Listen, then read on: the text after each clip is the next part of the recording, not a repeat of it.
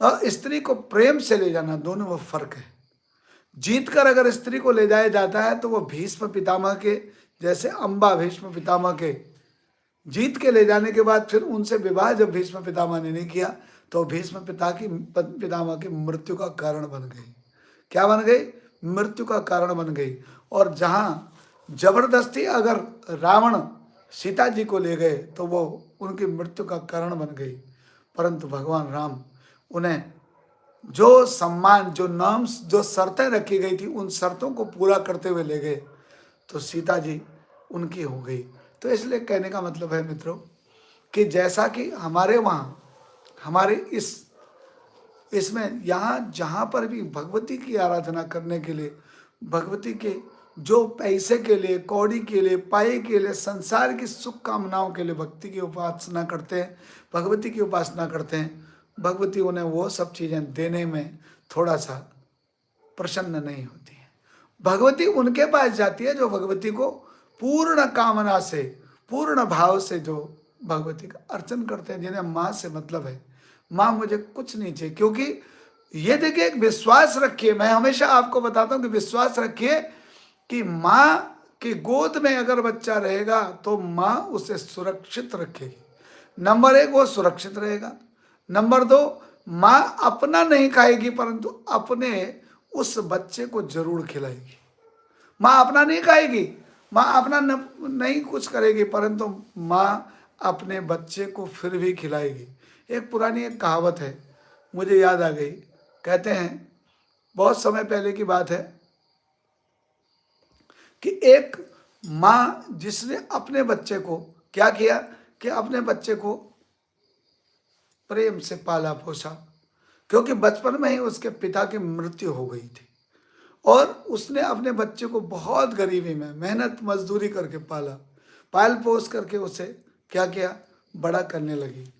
कहते हैं कि जब वो शायद 1-1.5 साल का होगा, छोटा बच्चा, तो कहते हैं कि पूष के महीने की रात्रि थी और पहाड़ की जगह थी। तो कहते हैं कि रात्रि में जिस गद्दे में उसे छुलाया गया था, क्योंकि उस समय बहुत गरीबी का समय था, बहुत गरीबी में जिंदगी काट रही थी माँ, तो एक ही गद्दा था और उस गद्दे में उसने उससे लपेट के सुलाया था। परंतु पूस के महीने की ठंड के कारण उस बच्चे ने रात्रि में उसमें जो है अपना मूत्र विसर्जन कर दिया, पेशाब कर दी। जब पेशाब कर दी तो अब वो जब रोने लगा बच्चा, तो माँ ने जब देखा तो तब तक देखा कि भाई वह क्या कर रहा है, पेशाब से उसने गद्दा गीला कर दिया जिसके वजह से उसे ठंड लग रही है। तो माँ ने देखा कि कुछ भी नहीं है अब तो उड़ाने के लिए, अब ये ऐसे अगर रहेगा तो इसकी तो मृत्यु हो जाएगी।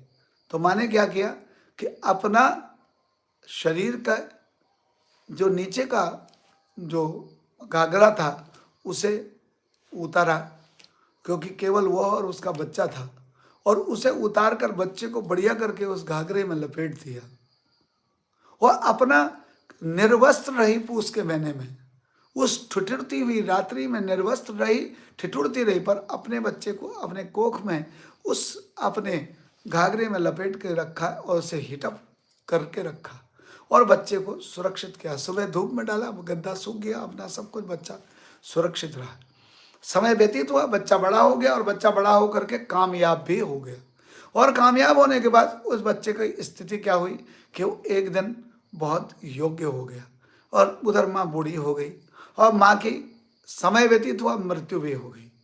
माँ की मृत्यु हुई, पुत्र ने सब कुछ उसका क्रियाकर्म किया और उसके बाद गया आदि में जाकर के उनका श्राद्ध किया और अहंकार बस आकर के सोया, बोला माँ जो तूने मुझे पालने में जो भी मेहनत की थी ना, मैंने उसके बदले तेरा सब कुछ कर दिया, अब मेरे ऊपर तेरा कोई कर्जा नहीं रहा। तो कहते हैं जैसी सोया था ना बच्चा, तो तुरंत माँ स्वप्न में आ गई। मैंने कहा ना, वो दिव्य शक्तियाँ ऐसे तो आपसे बात नहीं कर सकती परंतु स्वप्न में कर सकती हैं। माँ आई, बोले बेटे, माँ कभी भी अपने बच्चे को किसी कामना के लिए या कुछ प्राप्ति के लिए नहीं पालती है। माँ होती है, परंतु जहाँ रही बात कि भाई कर्जे और कर्जा तारने की, तो तुझे बता दूं बेटा कि पूस के महीने की वो रात्रि में जब मैं निर्वस्त्र रही थी, ठिठुरती रही रात भर, परंतु तुझे मैंने ठंड में नहीं रहने दिया, अपने जो है बाहों के नीचे अपने घाघरे में लपेट करके रखा था। अभी तो बेटे वही कर्जा पूरा नहीं हुआ।